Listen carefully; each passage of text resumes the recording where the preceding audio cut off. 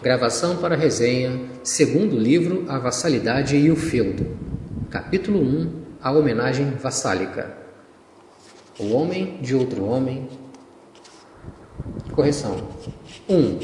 O homem de outro homem. 2. A homenagem na era feudal. 3. A gênese das relações de dependência pessoal. 4. Os guerreiros domésticos. 5. A vassalidade carolíngia. E 6. A elaboração da vassalidade clássica. Bloch já começa o livro falando que a expressão homem de outro homem, ela era realmente muito difundida e servia para exprimir a dependência pessoal em si. Ele destaca a outra expressão: o conde era o homem do rei, assim como o servo era senhor de sua aldeia. E completando aí o finalzinho do primeiro parágrafo, ele diz que o fundamental e comum era a subordinação de indivíduo a indivíduo. Também deixa claro que as formas que esse princípio de laços humanos acontecia, ele se dava de formas muito distintas. E aí ele destaca, as diferenças se davam em âmbito geográfico que extrapolavam as nações. Mesmo dentro das nações havia diferença e havia diferença também de nação para nação. Ele traz aqui a conceituação de região mais feudalizada da Europa. E ele cita o Império Carolíngio na França, o Império Carolíngio na França do Norte, na Alemanha renana e na Suábia. 2. A homenagem na era feudal. Bom, a homenagem feudal, ela era um ritual que acontecia entre dois homens, sendo que um deles, aquele que estava se submetendo ao outro, ele se ajoelhava no chão, a genuflexão. Ele unia as suas mãos e colocava a mão dele dentro das mãos do outro, E esse era um símbolo claro de submissão, Aí algumas palavras eram proferidas e essa servidão, era reconhecida. Depois, tanto o subordinado quanto o seu senhor, eles selavam um acordo com um beijo na boca como símbolo de amizade. Um detalhe aí que Bloch descreve esse ritual como um símbolo muito forte daquela época, para aquela época. Esse símbolo ele era retratado em miniaturas e baixos relevos, com a denominação homenagem. Então Bloch ele diz que nas legendas dessas gravuras aí, dessas reproduções, desses selos, essas miniaturas, muitos deles vinham com a inscrição vassalo ou commandé, que significa recomendado. Bom, o detalhe aqui que Bloch deixa claro é que esse ritual ele não tinha nada a ver com o cristianismo, E justamente por ter uma origem, um simbolismo, que não era próprio da cultura cristã, mas sim possuía origens germânicas.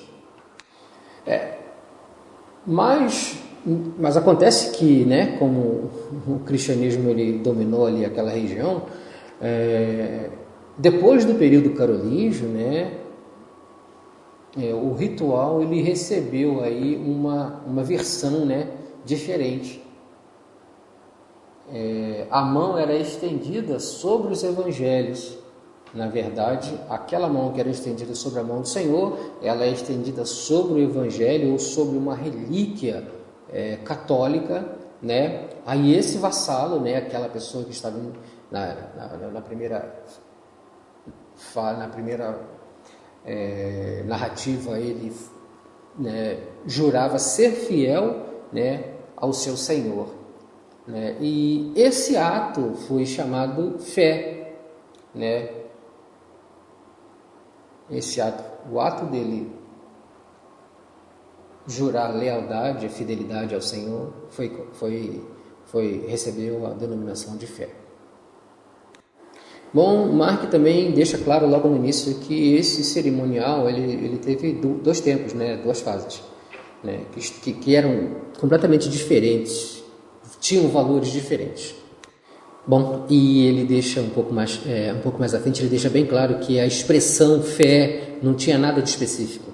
Ela era simplesmente para fazer alusão a esse ritual. Né? Posteriormente, esse é um comentário anacrônico, né? Posteriormente, assim, a fé vai ser usada de outra forma, né? Para validar, né, outras ideologias e dogmas. Mas neste momento, a fé era usada única e exclusivamente para expressar esse ritual, essa condição.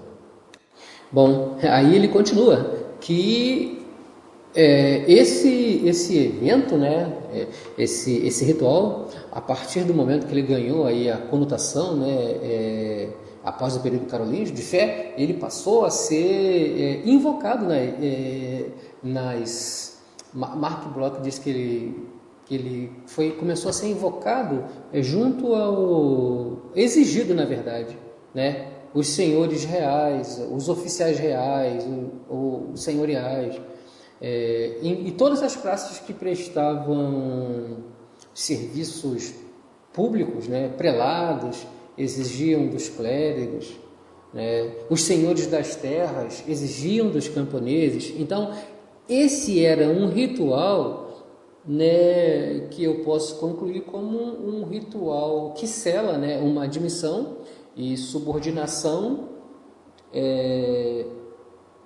ao Senhor, né, do vassalo para com o seu Senhor. Daqui posteriormente ele vai receber o nome de suzerano, mas aí também nesse exato momento, né, no momento em que o termo fé é empregado nesse período de tempo, ainda não há que se falar em suzerano. Bom, claro, Bloch deixa claro aqui que esse era um comprometimento, que ele usa a expressão todo por inteiro, e ele diz incapaz de renovação, tá entendendo? Era uma promessa que podia ser repetida várias vezes em relação à mesma pessoa, e tinha o mesmo efeito, do comprometimento total de um para com o outro. Especificamente do vassalo para o seu senhor. Mas Bloch deixa claro aqui a diferença de um para o outro, né? E que poderia haver esse ritual da fé, esse ritual da fé ele poderia acontecer separadamente ou em outros momentos ou por outros motivos, em relação ao ritual da homenagem. Mas só o ritual da homenagem tinha o real valor de transformar, né, aquele ato em um compromisso unilateral, né, que era justamente do ponto, né, do vassalo, né, para o seu senhor. As obrigações partiam do vassalo para com o seu senhor. Por isso ele era considerado unilateral. Bloch usa a expressão a homenagem era o verdadeiro criador da relação vassálica, para justificar todo esse comentário anterior. Bom, né, apesar de haverem diferenças, né, com relação à condição de riqueza, né, o vassalo, o Bloch fala aqui que eles não eram recrutados assim de qualquer maneira, em qualquer camada da população. Eles escolhiam, acima de tudo, pessoas que tinham vocações para a guerra, pessoas belicosas no sentido, né, de terem inclinação para o exército, vocação guerreira, né, e vocação para comando, né, porque era necessário alguém que tivesse uma personalidade de liderança, diante de todas as frentes, né, de interesse do Senhor, e para representá-lo nessas frentes.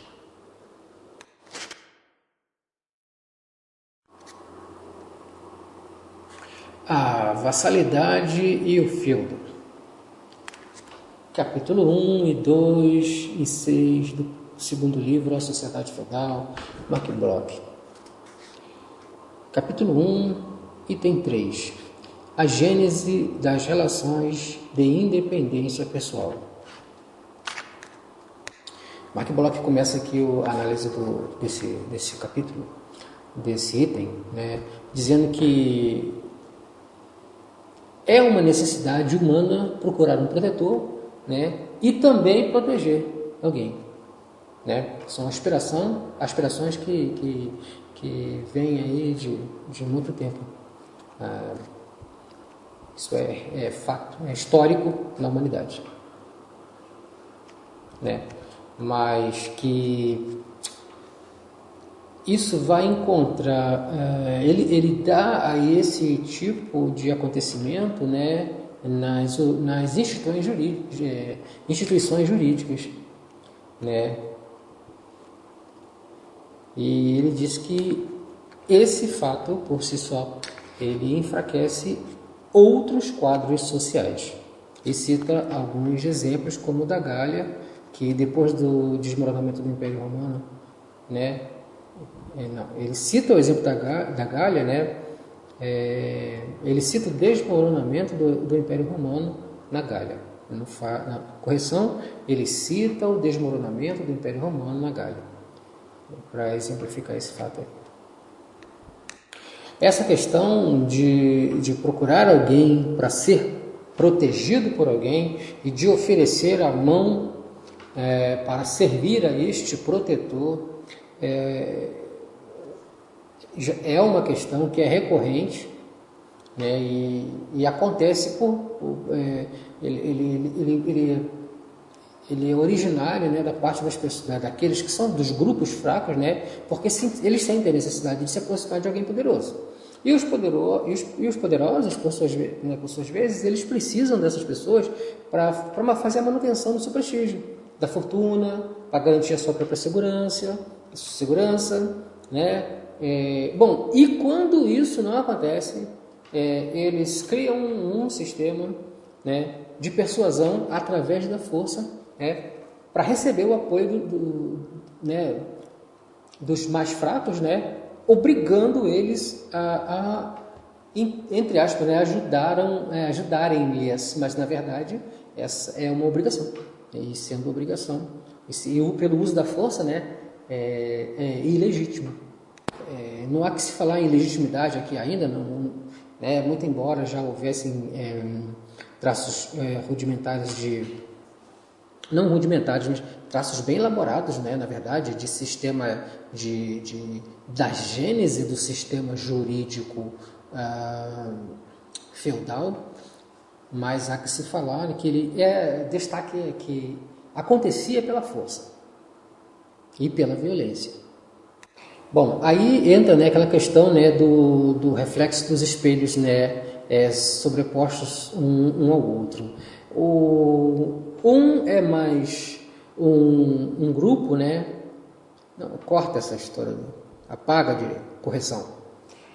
Aqui entra, né, o exemplo mais clássico para isso é que essas condições de poder e de fraqueza também são relativas, porque até aqueles senhores que massacravam os mais fracos para que eles servissem, caso eles não quisessem, caso eles não os procurassem para servi-los voluntariamente, né, e houvesse necessidade de massacrar, de usar o uso, de fazer o uso da força, até esses senhores mais poderosos também eram servos de outros senhores mais poderosos, que também eram servos de outros senhores mais poderosos, e assim ia, né? De forma que Bloch diz que isso é um sistema de relações pessoais, né?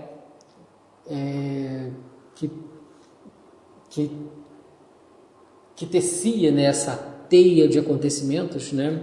De fenômenos sociais daquela época, era assim vasta. Ele usa a expressão vasta, né? A palavra vasta, para designar esse sistema de relações pessoais, né?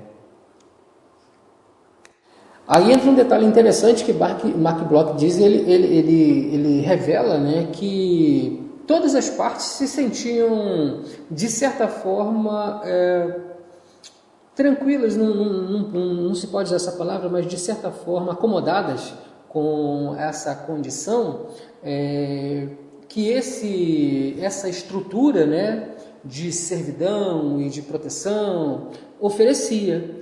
E as pessoas, elas acabavam, né, os indivíduos que viviam dentro dessa estrutura, eles acabavam por se adaptarem àquilo ali.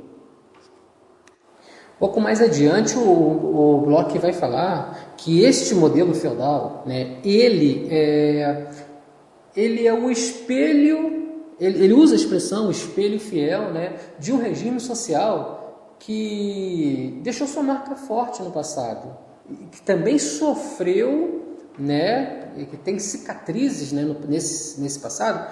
O regime passado, né, foi um regime que sofreu muitos ataques, né, de todas as formas, né, bélicas, ideológicas, e que tudo isso favoreceu, né, o surgimento aí desse sistema feudal. Feudal aí, né? Nós estamos utilizando a palavra feudal, mas nesse exato momento aqui ainda não se tinha noção, não se podia, não há que se falar em sistema feudal, né? Mas ele por si só também, né? Tiro por si só, que esse sistema passado, né? Tiro o sistema passado. Correção, que o resultado que o sistema feudal, né, que nós estamos falando, ele é sim resultado das condições originais de um momento passado, né, que se perpetuou para o tempo e se transformou em feudalismo, justamente pelas causas anteriores. Está falado. Aqui, mais uma vez, o Bloch, né, agora nesse livro, que ele já tinha citado isso em outros livros, ele cita, né, os homens, ele cita um provérbio árabe, né, no qual se diz: os homens assemelham-se mais ao tempo em que vivem do que aos seus pais. E isso é realmente uma grande verdade. E continuando, ele deixa bem claro, né, que a maioria, né, a grande maioria dos homens, né, que estavam na condição de miserabilidade, né, eles simplesmente se comprometiam em tornarem-se escravos, né, para que eles pudessem sobreviver, né. Alguns desses, né, muito pouco desses homens, né, considerados livres, né, aceitavam essas obediências, até mesmo porque não tinham como se opor a esses desejos. Eles aceitavam porque, aceitar servos, praticamente em troca de quê? Alguns, na grande maioria, na servidão, por conta da própria sobrevivência, né? Então, assim se davam, né, os vínculos, né, pessoais, que esses vínculos pessoais aí, né, dos mais fracos para com os mais fortes, né, que vai criar um pouco mais à frente a noção, né, da essencialidade da liberdade, da qualidade de membro, né, da plenitude do direito de governar outros homens, que é conhecido como populus francorum, né? que naquela época esse termo, essa condição, simplesmente ela era conhecida como conquistados e vencidos. Pronto. Bom, mas com relação aí essa noção de homem livre, o Marc Bloch ele deixa bem claro que o homem livre gozava de privilégios judiciários e militares, né? E essa era a característica de um homem livre, o gozo desses privilégios, né? O uso dessas, entre aspas, prerrogativas, né?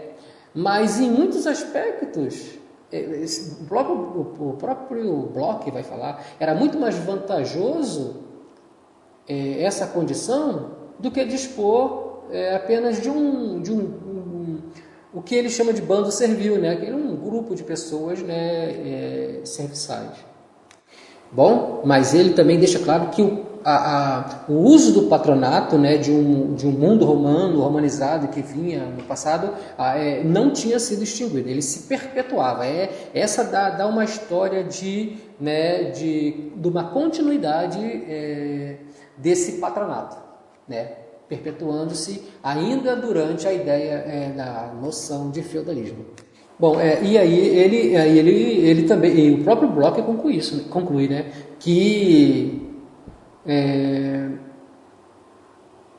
mesmo modificado por uma pressão de Estado, né, política muito diferente, ainda assim o patronato se prolongou para dentro, né, desse tempo que pode se chamar de feudalismo, né? E nem as perturbações né, que aconteceram por aquela época permitiram que ele desaparecesse, o fizeram desaparecer. Mas ali também apareceu novas noções, né, e instituições do direito público. Então, e aí entra um detalhe interessante. Até os homens livres, né,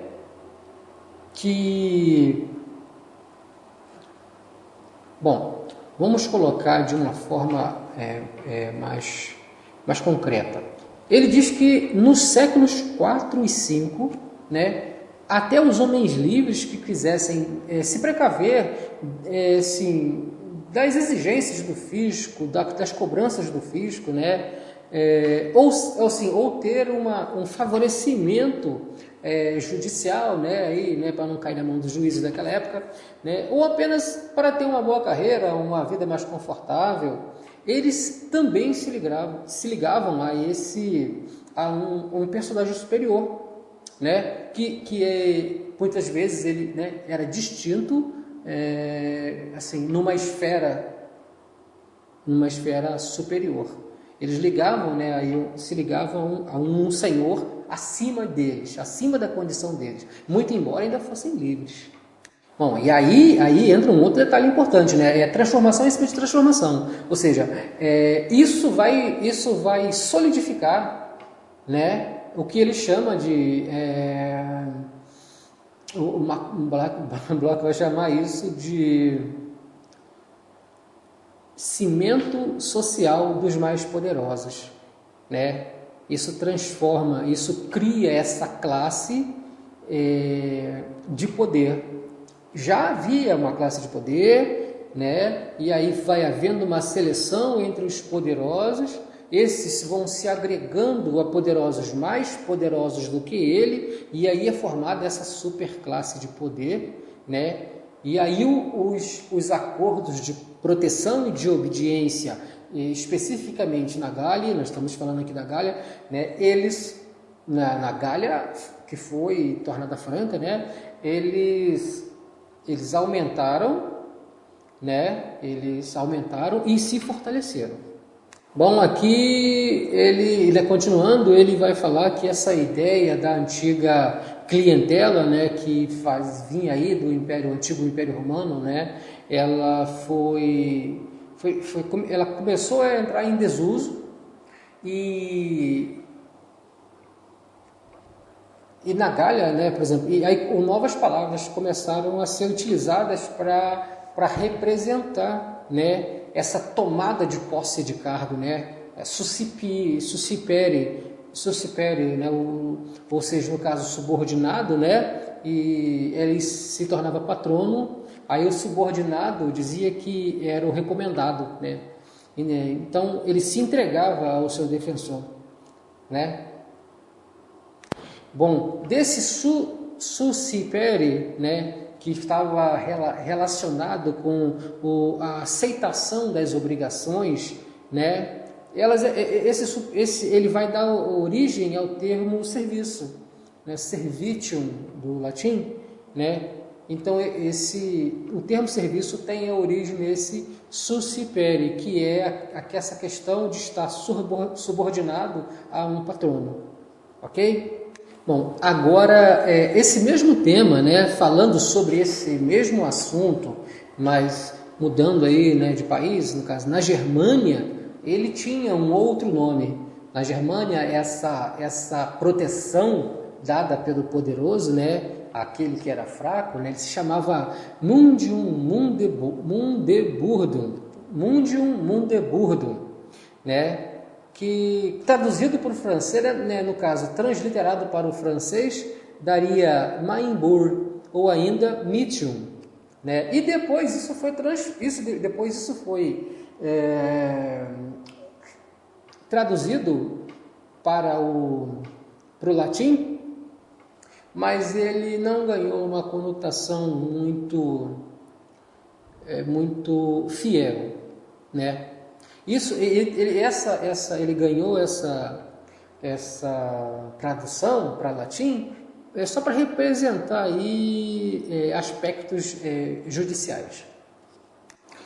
A gente tem que observar que tudo isso acontecia em um cenário em que a noção de direito já existia, e ela existia, como foi dito anteriormente, de forma bem clara, baseada em todos os elementos, né, que a sociedade vinha produzindo, né, e produziu em todos os tempos, né, então já tinha uma noção de direito bem avançada. Então, todas essas relações de subordinação, né, ela estavam fora, elas estavam à margem desse direito, né? Elas não eram objetos de regulamentação, né? Mas nem por isso elas eram incapazes, né, de se adaptar, porque dada a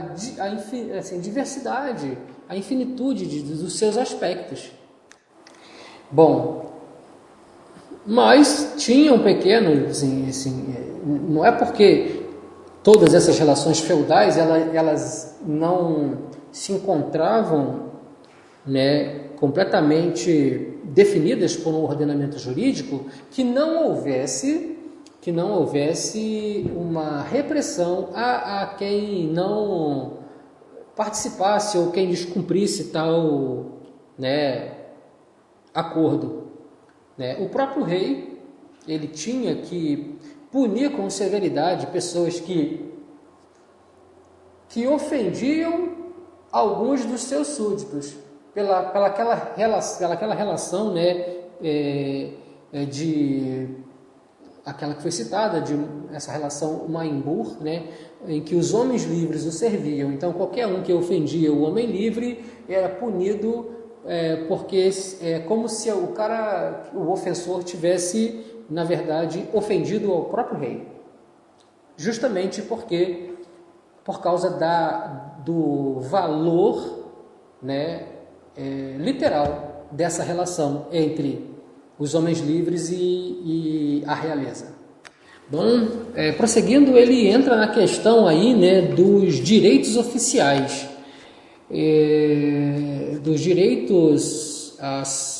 os direitos oficiais à linhagem, né? E ele diz que não havia, o Bloch ele relata a dificuldade de se pesquisar esse tema justamente porque esses acordos, esses relacionamentos, né, essa condição de pertencer a uma linhagem tal ou tal, eles não aconteciam de forma escrita, entendeu? Então, a forma escrita, né, era a única forma de se deixar o segundo bloco, né, a única forma que podia deixar um vestígio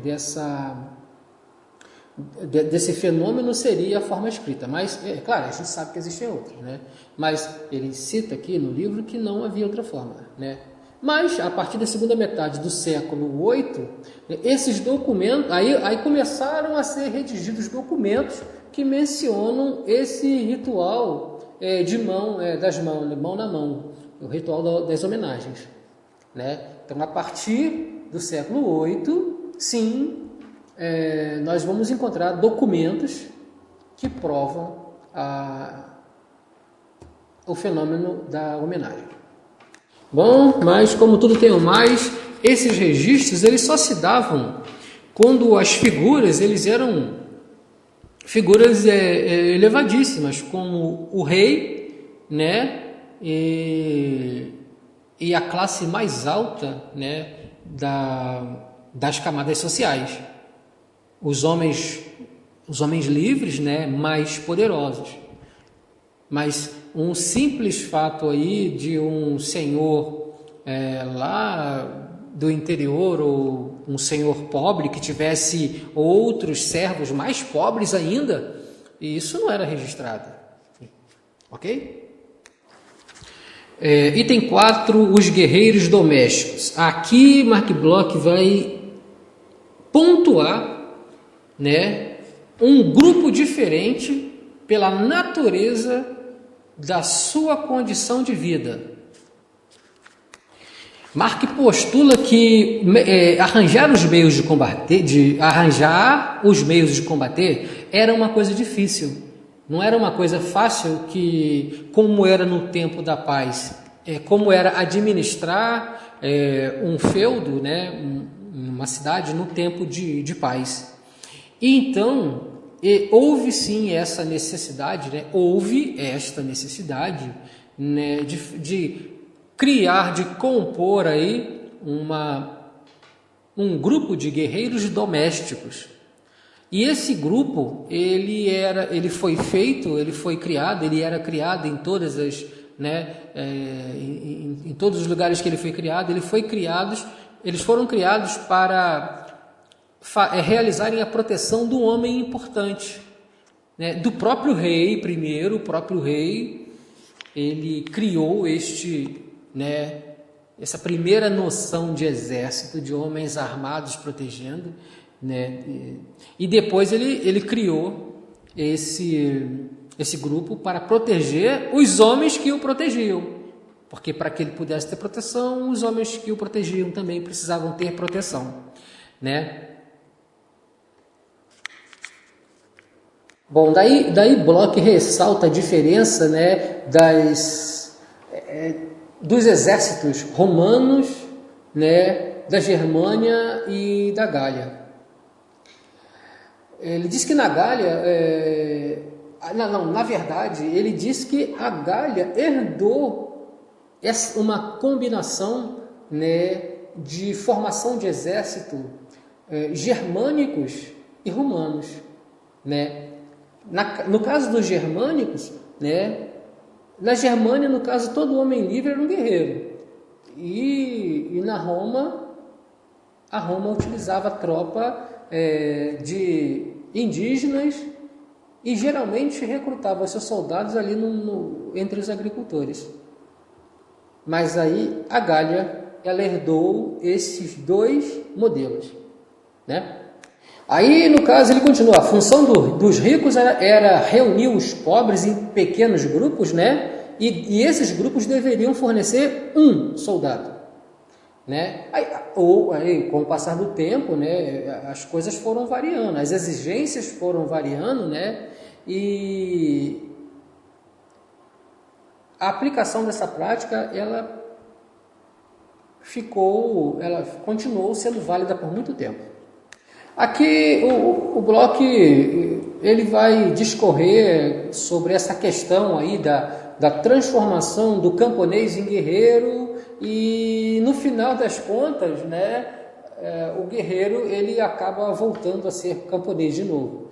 Porque tem aquele período da safra em que ele é camponês, ele produz, inclusive para o exército, e aí há uma necessidade, ele é retirado, ele vai para o combate, a sociedade oferece mas no tempo em que não há combate, ele vai se dedicar à agricultura, né? E no período de intersafra, ele vai retornar para o exército, né? Ele vai trabalhar em todo o tempo, praticamente em todo o tempo. Agora, né? Diferente do antigo colono romano. Não muito diferente, mas levemente diferente. O romano também tinha essa pegada, né? Só que no caso do colono romano, né?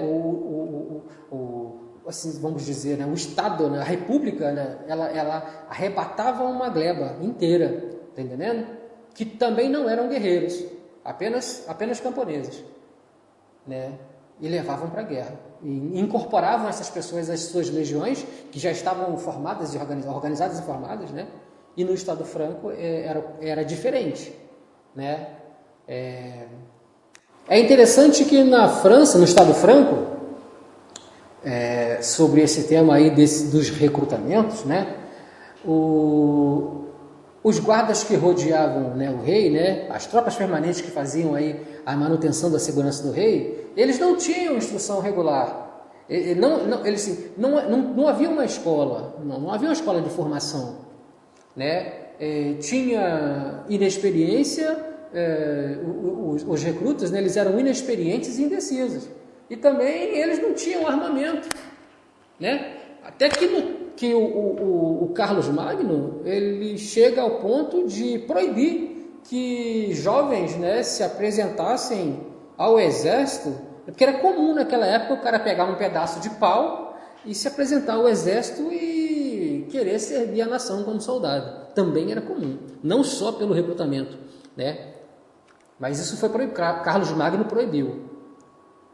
Bom, mas como a tendência de todas as coisas é uma transformação gerar outra, aí começa a acontecer uma coisa interessante aqui, ainda no período merovingio. À medida que a demanda no campo de batalha, a demanda de vencer a guerra, essa demanda passa a ser mais incisiva, né? Principalmente com a passagem da infantaria para a cavalaria, né?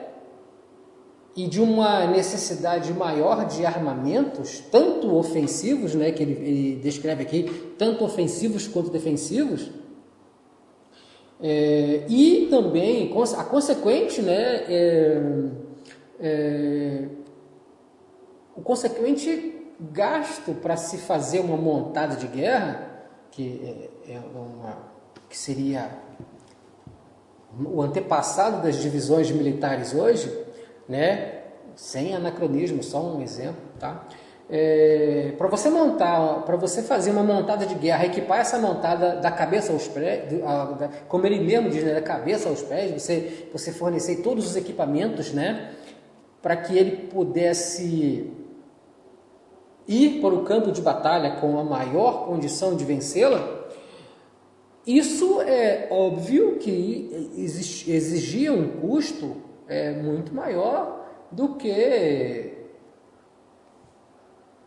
era feita no período anterior, né, aonde, né, chegou-se mesmo, né, foi até falado, o cara armado apenas com um pedaço de pau. Essa expressão ela é vulgar, é uma expressão não corresponde muito bem, né, mas ela é uma expressão para dizer sim que as pessoas chegavam lá quase sem equipamento de guerra nenhum, no período de Carlos Magno, logo no início. E que agora, com essa implementação da cavalaria, que, né, no campo de batalha, ela se torna uma questão de que não é qualquer um também que vai poder ir para o campo de batalha. Porque se o indivíduo ele não tem dinheiro, ele não tem condições, ele não é uma espécie de senhor, e ele não é um homem livre, a ponto de ter inclusive essa liberdade no sentido econômico de proporcionar a si mesmo uma condição de possuir armas, como é que ele pode supor-se ir à guerra? Na verdade, não é verdade? Então, aqui é uma necessidade imponente de que ele tenha a condição, que o guerreiro, para ser livre, precisa ser guerreiro, para ser guerreiro, ele precisa ter condições econômicas. Daí, né, tem aqui até casos, né, ele traz aqui à luz o caso de um proprietário alemão que trocou os campos herdados da sua família e mais um escravo em troca de um cavalo e de uma espada. Por quê? Porque com isso ele poderia entrar para o exército, né, e se tornar um homem livre. E com certeza daí ele estava confiando, né, na sua habilidade guerreira. Mas a habilidade guerreira também era uma coisa que tinha que acontecer desde mais novo. Inclusive ele traz uma frase aqui, ele não cita a origem, mas ele diz: podes fazer um cavaleiro de um rapaz púbere, mais tarde nunca o conseguirás. Ou seja, de um rapazinho, né, um menino jovem, você pode fazer um cavaleiro, se você ensiná-lo a arte da guerra. Mas aqui não estamos falando de arte da guerra de nenhum dos dois livros, mas a arte de combater, a arte da batalha. Mas mais tarde você não vai conseguir, porque essa expressão aqui, um cavaleiro, não é um cavaleiro de cavalgar, é um cavaleiro, né, com a acepção do termo guerreiro medieval. Guerreiro contratual por homenagem, né? Com a função de defender o seu senhor. Nimo caramujo. Essa questão da cavalaria na guerra, ela foi uma coisa interessante, porque depois que se descobriu o poder do cavalo no campo de batalha, é claro que em outras ocasiões, em outros tempos, isso já acontecia, a gente não está entrando em questão, mas a gente está falando, né, levando-se em consideração as condições que criaram o sistema do feudalismo, levando-se em consideração todas as dificuldades, até mesmo se conseguir um cavalo, né, e levando-se em consideração que tudo que foi dito até agora, né, os homens em questão de servidão, a questão da dificuldade de se obter, do período anterior que gerou fuga, que gerou né, mortes, que gerou destruição, levando todas as dificuldades que aconteciam, que deram origem ao sistema feudal. Possuir um cavalo era uma coisa assim, era como se você possuísse, você tinha que ter condições muito boas para você possuir um cavalo. Um cavalo era um símbolo, com certeza nós podemos inferir, aqui quem está fazendo essa inferência sou eu, nós podemos inferir que o cavalo era sim um sinal, um símbolo de que você tinha status, né? ou era ladrão, mas na verdade você tinha aí condições. Possuir um cavalo era um símbolo de destaque, que você não era, né, um servo qualquer, ainda que você fosse servo, porque, né, levando-se também em consideração aquela questão de que sempre seria um senhor, sempre seria servo de outro, né? Teria sempre alguém acima dele, mas possuir um cavalo, isso é uma questão fundamental. E depois que essa ideia, né, foi massificada e que os exércitos passaram a ter cavalos, né, até mesmo com o próprio Carlos Martel transforma os seus francos todos em cavaleiros. Quase todos, né? É um exagero. O próprio Bloch vai falar isso claramente. Ele diz na expressão: o exagero é manifesto. Ou seja, é um exagero, mas foi o que aconteceu, né? E ele precisava que a cavalaria desempenhasse esse papel. Que para ele viu o que acontecia, ele sabia o que estava acontecendo. Um mosquito desgraçado, filho do inferno. Ele sabia que estava acontecendo no Islã, né, do benefício da cavalaria, né, do benefício que a cavalaria, que as tropas montadas deram a vitória para o Islã. E aí ele implementa isso, né, na Batalha de Poitiers, né, e dá uma importância elevada à cavalaria. Cavalaria, cavalaria, tu és da guerra nossa estrela guia. Bom, mas aí Bloch traz a informação de que documentos, né, documentos que atestam, que comprovam a veracidade, né, do fato aí do aparecimento da ferradura, esses documentos só apareceram no século IX, tá? Nós estamos falando de um século mais anterior, mas o que acontece é que essa documentação só apareceu no século IX, até porque ela já era conhecida no Oriente há muito mais tempo.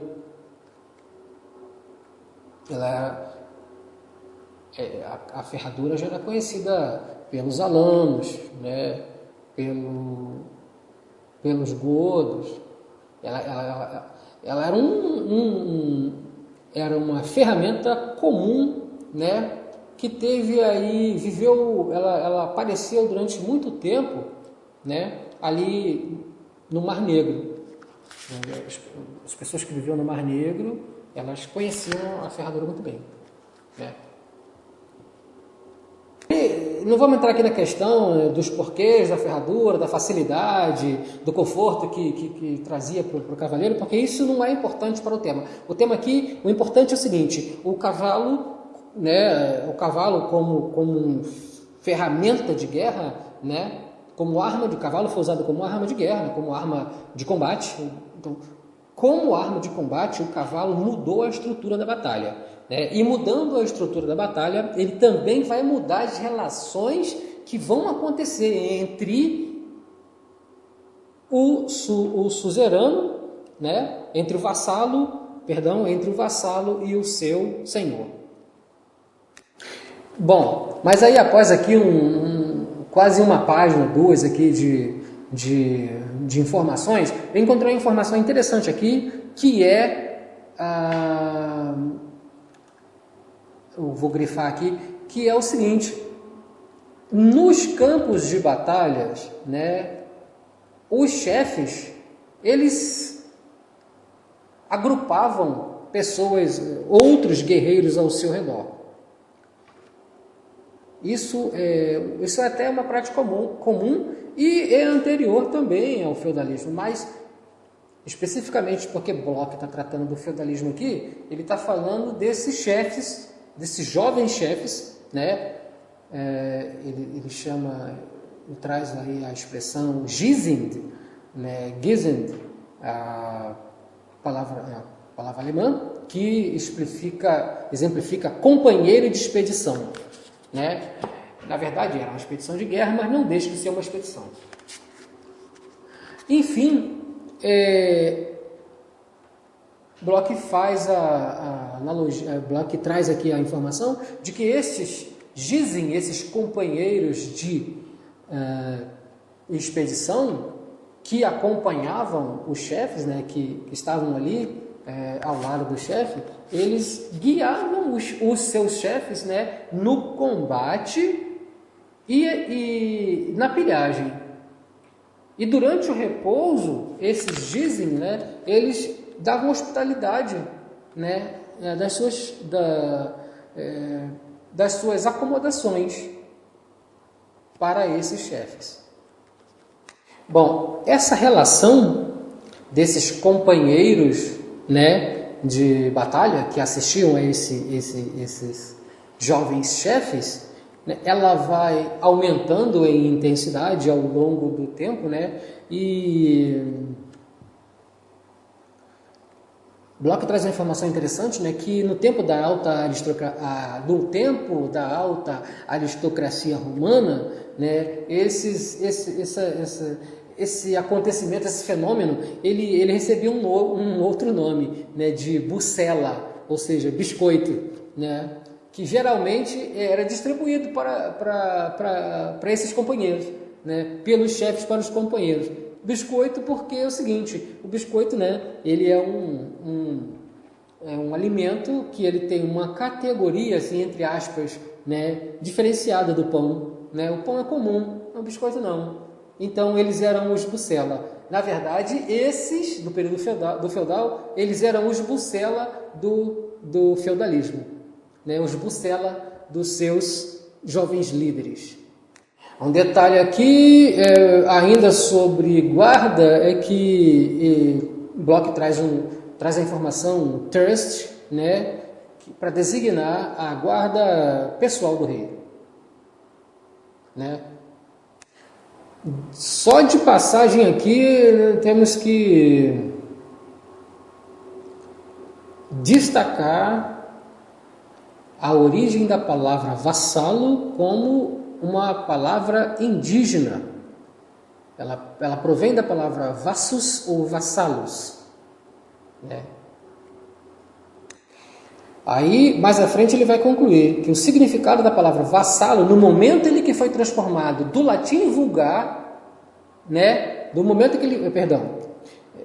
o significado de vassalo, no momento em que ele foi passado para o latim vulgar, ele significava a única e singularmente jovem rapaz. Justamente para fazer alusão a esses jovens chefes de guerra.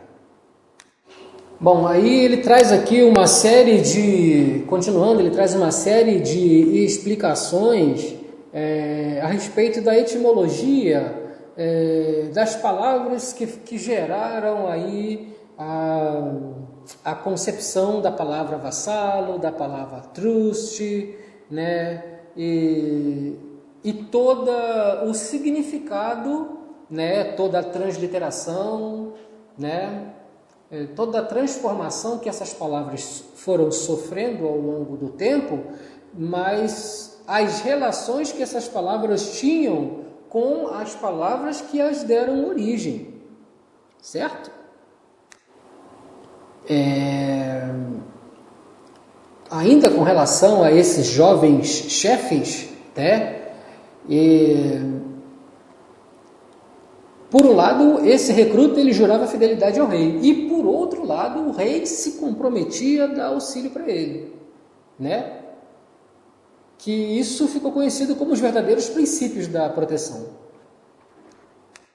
Além das questões de interesse mútuo, de servir e de ser servido, havia uma outra questão também tão importante quanto, que era a questão da consideração, né? Servir a uma personalidade, uma alta personalidade, era uma questão de considerar. E ser servido por um determinado vassalo também era uma questão de consideração. Houve todo um conjunto de valores que foi dado a esse evento, né? Do tipo, eu não vou aceitar a servidão de qualquer um. Por quê? Dependendo dos interesses, mas também dependendo da consideração que eu tenho por aquele grupo, por aquele vassalo. Porque se ele não for do meu interesse, né, não haverá consideração, então provavelmente não haverá a homenagem. Bom, aqui nós vamos fazer uma inserção de parada e vamos continuar com o item 5, a vassalidade carolíngia. Muito obrigado e até logo.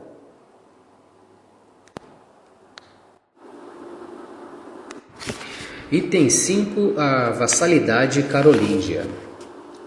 Bom, o Bloch começa esse parágrafo, esse capítulo aqui, falando dos motivos, né, de como a vassalidade se introduziu no período carolíngio, como que de onde ela veio, quais eram os elementos, né, sociais que compunham essa relação, vassalidade, os interesses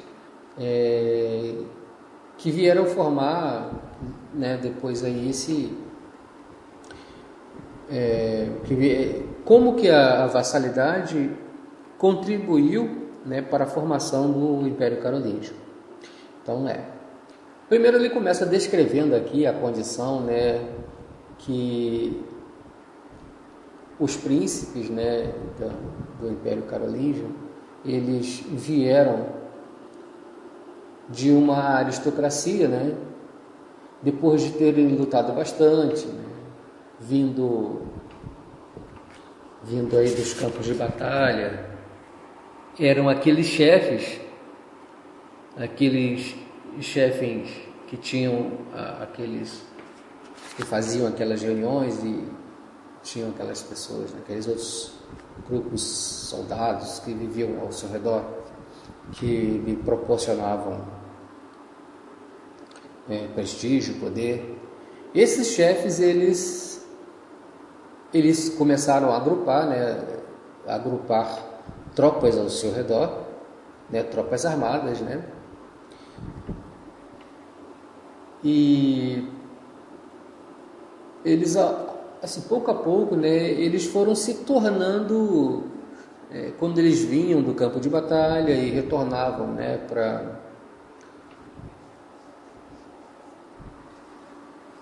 para a capital, né, eles começaram a se tornar os chefes, né, os senhores, né, na expressão da palavra. Eles começaram a se tornar senhores, né, de uma esfera mais elevada da população.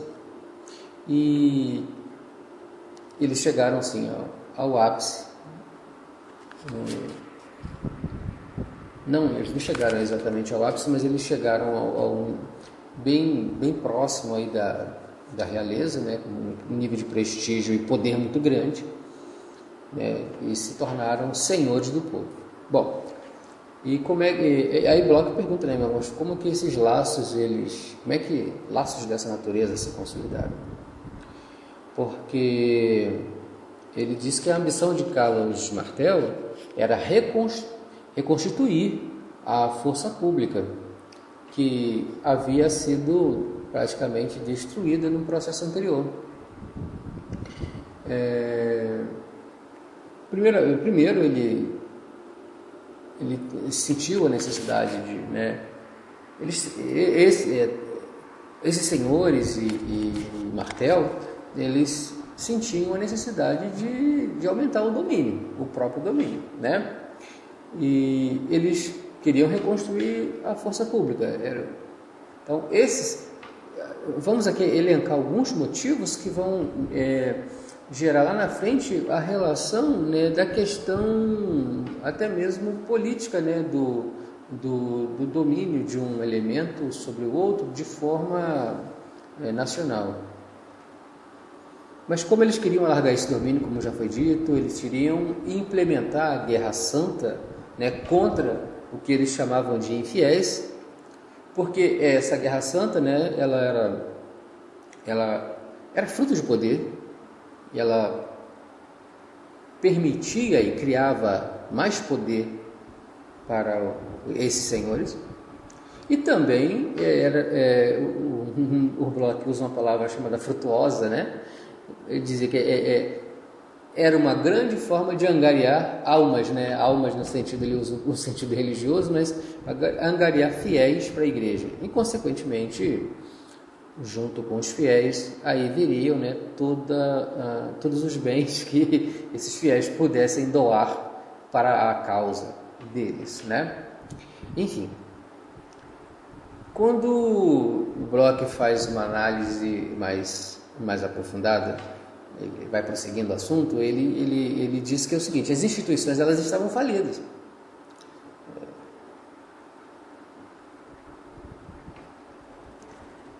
E na verdade, ele descreve que elas eram insuficientes para executar essa tarefa de dar suporte à monarquia. Por quê? Por vários motivos. Primeiro, porque o número de agentes, né, que serviam para essas instituições era pequeno, né? Além ele usa o termo aqui de pouca confiança para linkar com a questão da pouca formação, da pouca capacidade e também, né, uma pessoa, de um indivíduo de personalidade não confiável, né, de cretinice, de mau caratismo também, mas mais ainda com relação a mão de obra qualificada, seria na nossa época hoje dizer, né, também é uma palavra inadequada, mas seria mais ou menos, não havia mão de obra qualificada, né, tipo assim, de servidores públicos, em todas as áreas, né? Com exceção de alguns homens da igreja, que ele inclusive cita, né, que na igreja havia até um excesso, né, de indivíduos com boa formação.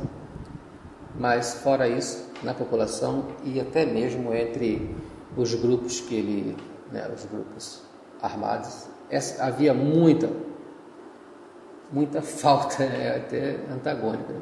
Mas havia muita falta de competência. Competência no sentido de, né, estar capacitado para tal. Bom, outro detalhe importante, né, que impactava também contrariamente ao desejo de Carlos de Martel e do Império de formar essa grande instituição e fazer a reforma dessa instituição, alargar e aumentar o domínio dessa instituição, foi um dos grandes motivos também que agiram contra isso, né? Eram as condições econômicas, porque a instituição estava falida.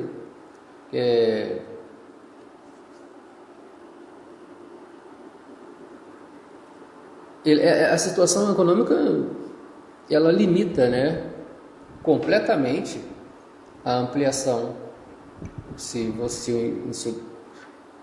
Quando há falta, né, de economia, com certeza ele não tinha condição, não tinha dinheiro para pagar tantos funcionários, tantos empregados, né, tantos servos. Então, além disso, tinha uma dificuldade que ainda era aquela administração pouca e quase incompetente, né? Também tinha uma dificuldade muito grande, além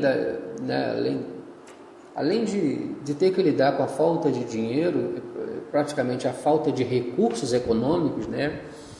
O Império também teve que lidar com a falta com a dificuldade, na verdade, de chegar, né, até o indivíduo, assim, do Império para o indivíduo. Havia uma dificuldade de relacionamento, havia uma dificuldade de aproximação, de contato. Para quê? Para poder exigir desses indivíduos, né, os recursos, ou seja, para extorquí-los, né, e exercer sobre eles, né, as sanções que, caso eles não se permitissem ser extorquidos, né, serem expoliados. Na verdade, Bloch não fala essa expressão, mas eu estou tomando a liberdade poética aqui de interpretar assim, ou seja, de cobrar. Se a gente quiser colocar num âmbito mais tranquilo, para quem quiser fazer uma resenha mais tranquila, tipo assim, bom, você paga o imposto e está tudo certo. E eles cobravam aí o imposto que era, né, que eles julgavam que era devido, né, e o cidadão tinha que pagar. Mas existia uma dificuldade de chegar não é que você falar de cidadão aqui, a pessoa, né, nos indivíduos que formavam aquele grupo político. Enfim. Bom, mesmo assim, é com base nessas dificuldades, em todas essas dificuldades que foram acabadas de citar, que surgiu a ideia, isso aqui é muito importante, foi da dificuldade do poder de angariar todos esses recursos, de chegar ao indivíduo, de ter um quadro administrativo porcaria, se a gente pode falar assim, né? Difícil, incapaz. Isso sim, isso dá origem, né, à ideia de se criar um governo em que haja relações de subordinação, né, entre o Senhor e aquele a quem ele serve. E, inclusive, ele destaca, coloca destaca aqui, que essas relações, elas já estavam fortemente constituídas, entendeu? O homem que servia ao seu Senhor, ele estava subordinado a um grau hierárquico, né, da servidão, por todo esse processo da homenagem e todo o compromisso da homenagem, todo o processo de hierarquização. Então isso já estava fortemente constituído. Então aqui nasce a ideia de se criar uma administração baseada nesses princípios, porque até então elas eram baseadas em vários outros privilégios, né? Em todos os outros países, as relações, inclusive na França, elas eram baseadas em outros privilégios, né? Tipo privilégios de nascença, privilégios, que não são esses aqui. Ele marca essa relação de senhor e servo para constituir um Estado servil, um Estado baseado no sistema de servidão, ou seja, um Estado servil não, tira isso aí, um Estado que exerce o domínio, né, o Estado que é senhor do indivíduo, é o Estado que é senhor do seu funcionário, o Estado que é senhor dos seus militares. E aí, para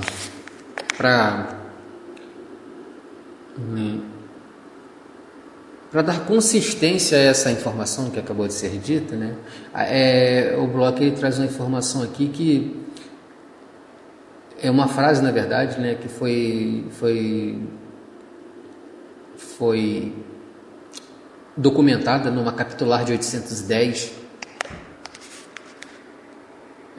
que expressava a síntese, uma síntese das máximas fundamentais, né, das ideias aí de Pipino, Carlos Magno, que vai dar uma ideia clara de como era o interesse desses dominadores,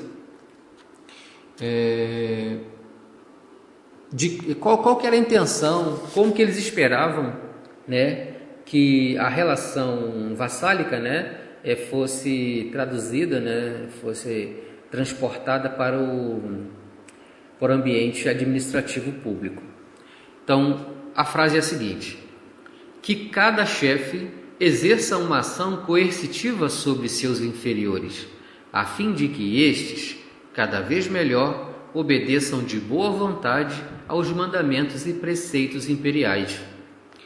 Não é? Então a frase por si só, ela já demonstra aqui qual que era a essência do que Pipino e Carlos Magno, né,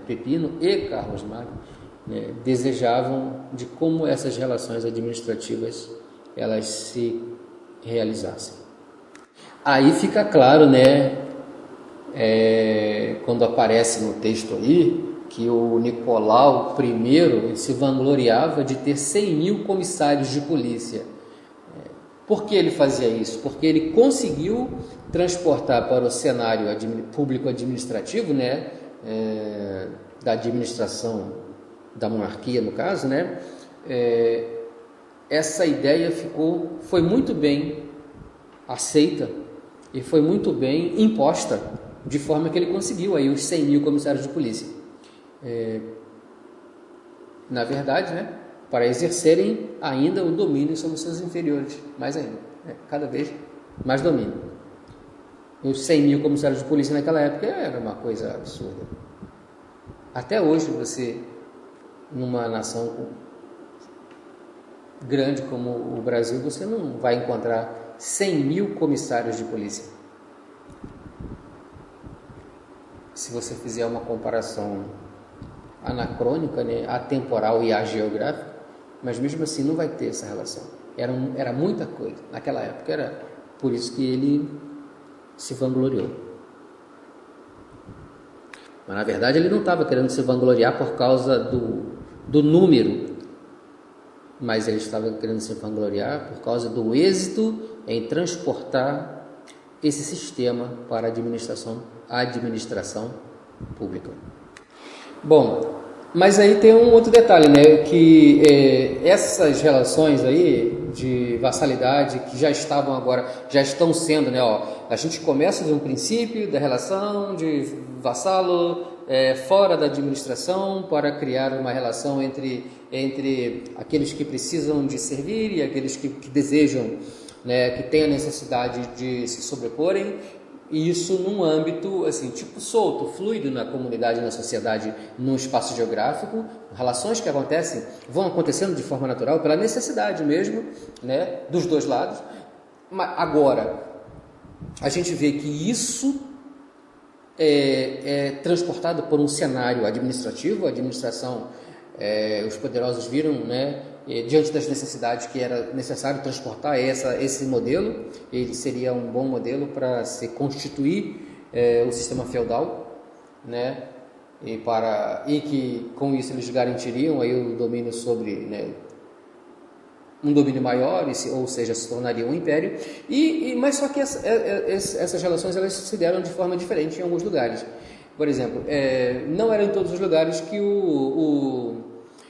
essa relação de vassalo e senhor, ela era uma relação engessada. Por exemplo, na Espanha,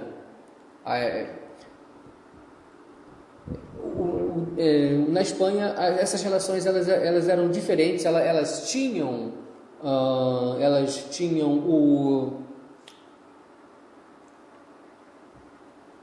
Na Espanha, os soldados, né, eles tinham o direito de mudarem de senhor.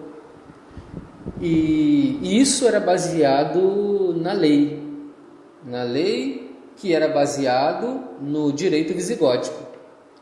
E essa lei dizia que um homem livre conserva sempre o poder sobre a sua pessoa, ou seja, sobre a sua espada. Então ele poderia mudar de senhor, sim, na Espanha, ok? Bom, mas mesmo na Espanha ainda tinha a questão do direito era interessante, que ela, né, tinha essa questão do vínculo e a questão do contrato em si, né? Nós não estamos falando de um contrato formal, escrito, né, muito embora ele fosse gravado em alguns casos, mas era baseada naquelas intenções que eram feitas no momento que se dava homenagem. E existiam situações, mesmo na Espanha, que eram indissolúveis, porque no momento da homenagem isso era feito, tipo, o senhor e o suzerano, o senhor e o vassalo se comprometiam a manterem esse pacto até que um deles morresse, mas reservando-se o direito do soldado, de alguns vassalos, poderem serem senhores de si mesmo e romperem o trato se a homenagem, quando da homenagem não houvesse essa, assim, vamos dizer, também é anacrônico a palavra, mas se não houvesse essa cláusula aí, né? Se não houvesse essa intenção, se isso não fosse esboçado no momento da homenagem. É claro que antes do momento da homenagem havia toda uma série de negociações, uma série de conversações, uma série de troca de informações, se sim, se não, se faz, o que faz. E o momento da homenagem era o símbolo, era o signo, era o ritual, né, era o que dava início oficial a esse tipo de servidão. Aí interessante com relação a essa condição de vassalo é que, como nós vimos anteriormente, né, sempre havia alguém superior, sempre havia alguém na condição de senhor, ainda que o indivíduo fosse, né, o suzerano, ainda que ele fosse senhor, ele também teria um senhor.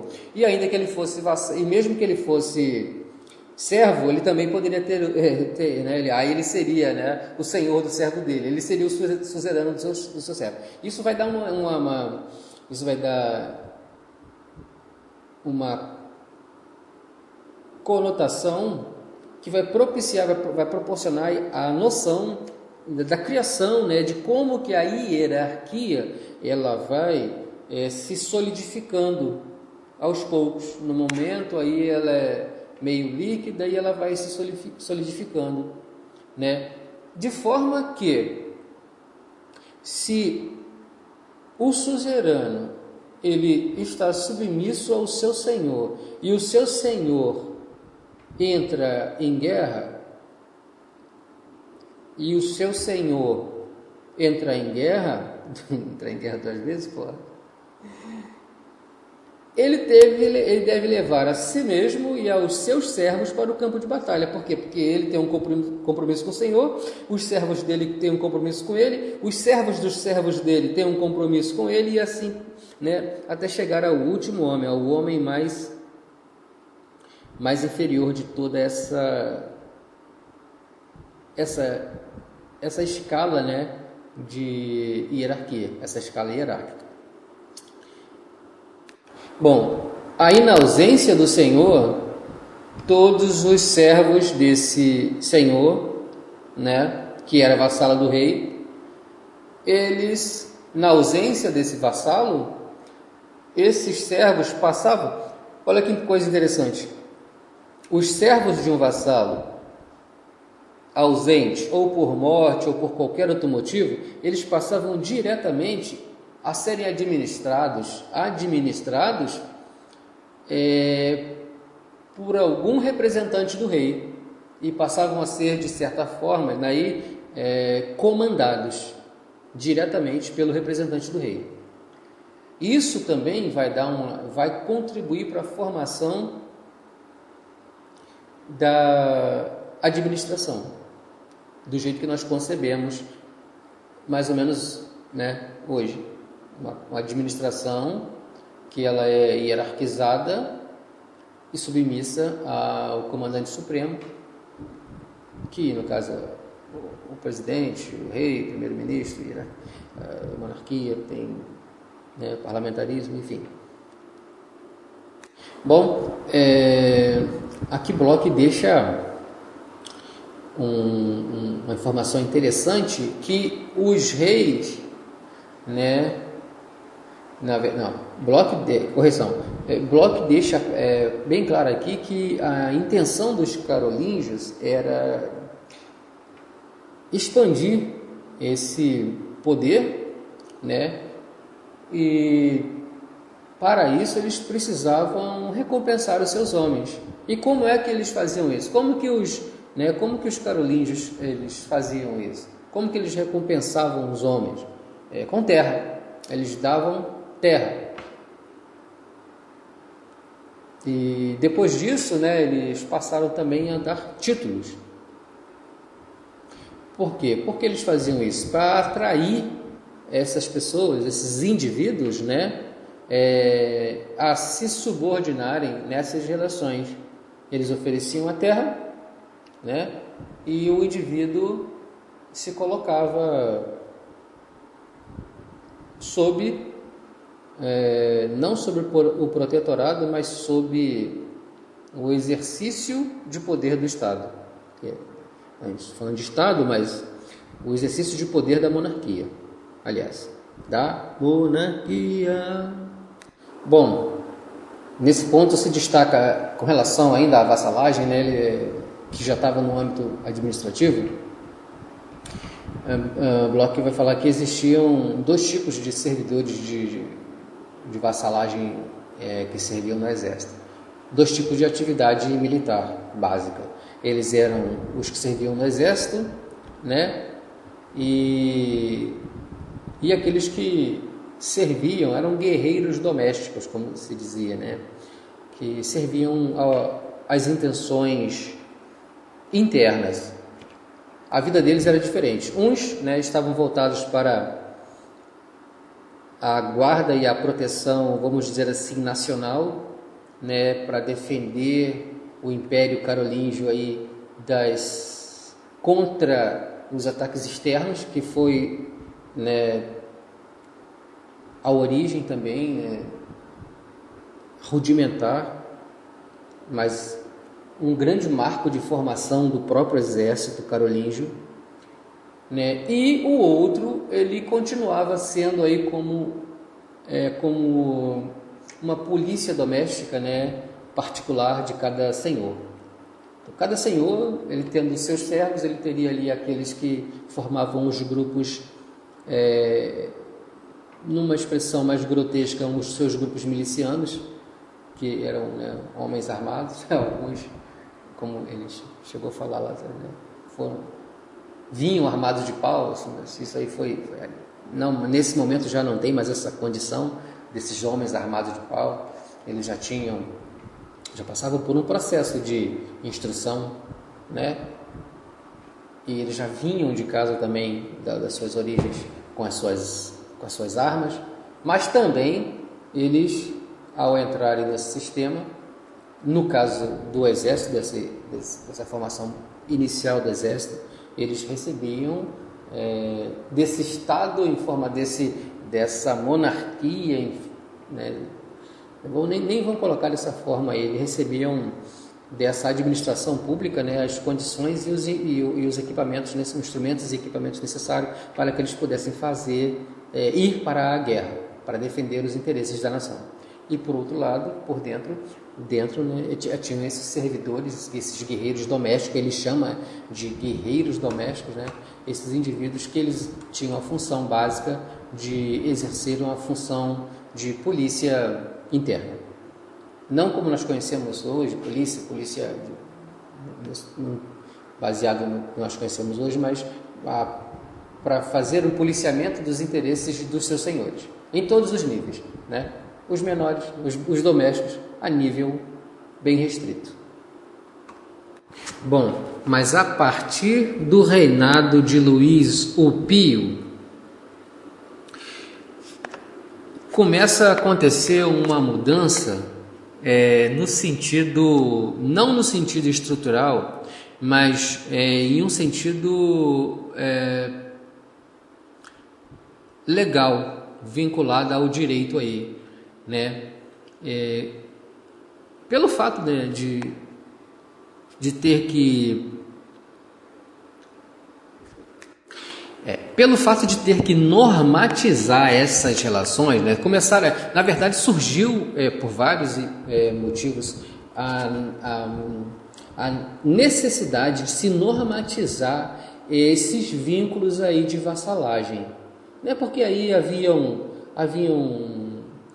vassalos que, por vários outros motivos, tinham que deixar os seus senhores e voltarem aos seus interesses, ou como estavam vinculados ainda a outros senhores, eles acabavam por não servir a um determinado senhor em particular, porque havia essa condição de um vassalo servir a mais de um senhor.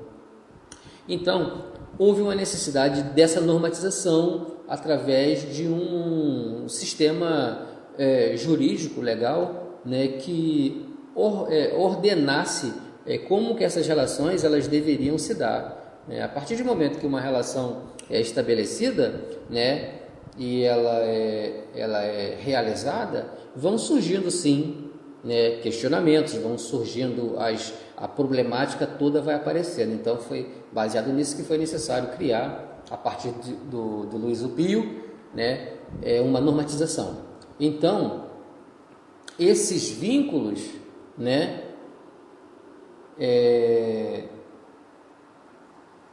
foram dando nomes ao status social, à condição social da qual esses indivíduos representavam, na qual esses indivíduos representavam. Ou seja, alguns foram chamados de funcionários de classe inferior, tipo os condes. Bom, e aí a partir daí começa um esforço dos poderosos para cooptar multidões cada vez maiores, desses pequenos senhores, daqueles pequenos senhores que faziam a mesma coisa com os senhores menores, e fazendo com os senhores menores até chegar nos elementos mais humildes da população.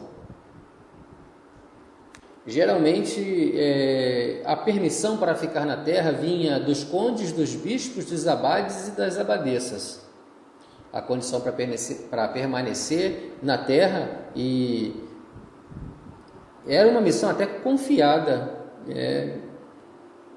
era uma missão considerada nobre, a missão de manter a paz, esses que ficavam na terra. Bom, então, no foco aqui dos senhores, nós poderíamos transportar hoje aí, seriam os fazendeiros, os proprietários de terra. Então, esses senhores que tinham uma certa quantidade de terra e uma certa quantidade de criados, eles tinham para eles os seus chefes pessoais, de administração dos trabalhos, No âmbito menor, esses trabalhos eram modestos, como tomar conta da casa do Senhor, dirigir colheita, vigiar. Até surgiu a necessidade de servos que vigiassem os outros servos, servos que vigiassem, tomassem conta. Aí nós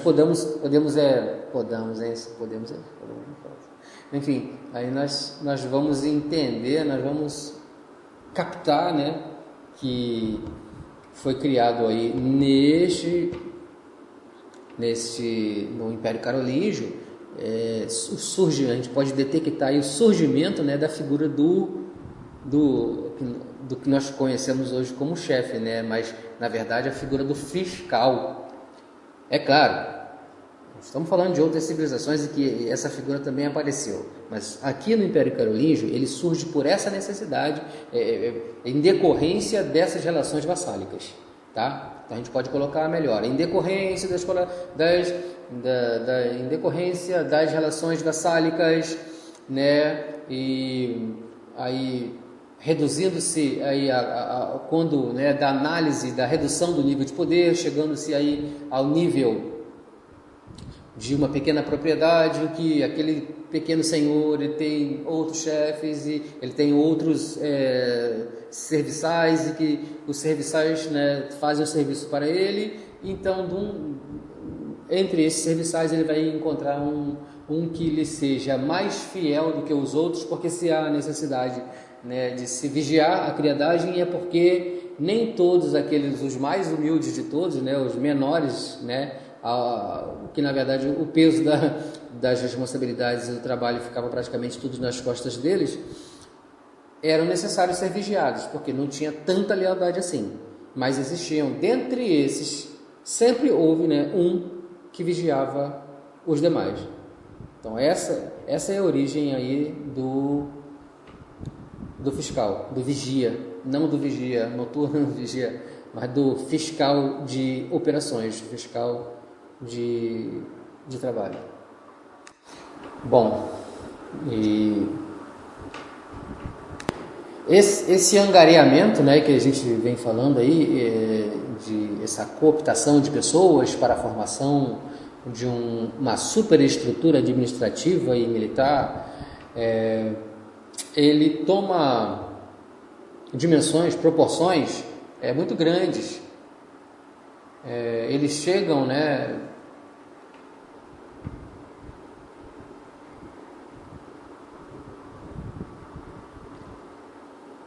na intenção de reunir vassalos, né, eles dominam, eles comandam as praças, né, para garantir as suas defesas. Mas a situação naquela época, né, os ataques externos, as invasões,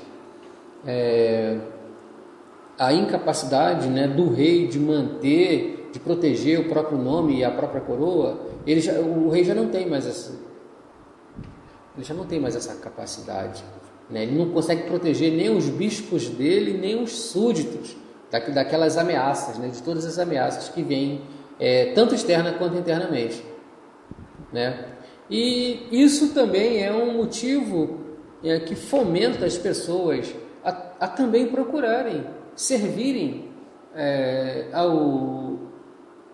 um Senhor, né, no intuito comum de que haja paz.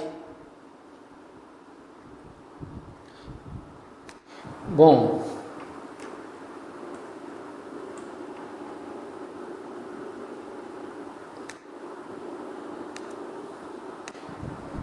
ainda nesse tema, né, da vassalagem, existia um Bloch, ele traz a informação que existiam duas maneiras de um indivíduo estar ligado a um chefe. Uma delas era por hereditariedade, né? Essa servidão hereditária, né, ela era uma servidão engessada e ela era de caráter de submissão, né? Os princípios que regiam essa servidão hereditária, eles eram regidos por princípios muito diferentes, né? E ela só terminava, ela só cessava o direito, né, da sua existência quando uma das vidas elas acabavam. E o outro vínculo era o vínculo da vassalagem, né? O primeiro, a gente fala, o vínculo da servidão, né? Da servidão, muito embora acontecesse pelo rito da homenagem, essa servidão, ela era engessada, o indivíduo não poderia sair dela, a menos que um dos dois lá, né, morressem, e existiam, né, a questão da vassalagem, que era